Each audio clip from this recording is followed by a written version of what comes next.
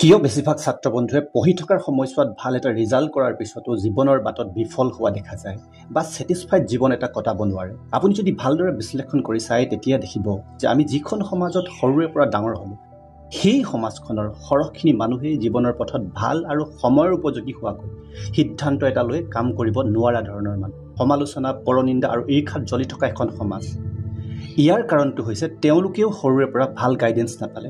নিজৰ ফেমিলিৰ পৰাই হওক, শিক্ষকৰ পৰাই হওক অথবা কাউন্সিলৰ হিচাপে বিশ্বাসত লোৱা ব্যক্তিজনেই কিয় নহওক। এই যে অজ্ঞানতা আৰু সচেতনহীনতাৰ দীঘলীয়া কুপ্ৰভাৱবোৰ আমাৰ সমাজখনত মঙহাল হৈ থকা দেখিবলৈ পোৱা গৈছে।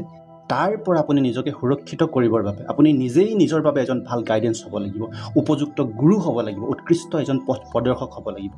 আৰু সেইকাৰণে ছাত্ৰ অৱস্থাৰ পৰাই আপুনি নিজৰ মাজত এনেকুৱা এটা ছেল্ফ ছিষ্টেম বিল্ড কৰক যিটোৱে আপোনাক সৰুৰে পৰা সমৃদ্ধিশালী হ'বলৈ শিকায়। সমৃদ্ধি থাকিলেহে আপোনাৰ শান্তি আৰু সুখ সুৰক্ষিত হৈ থাকিব।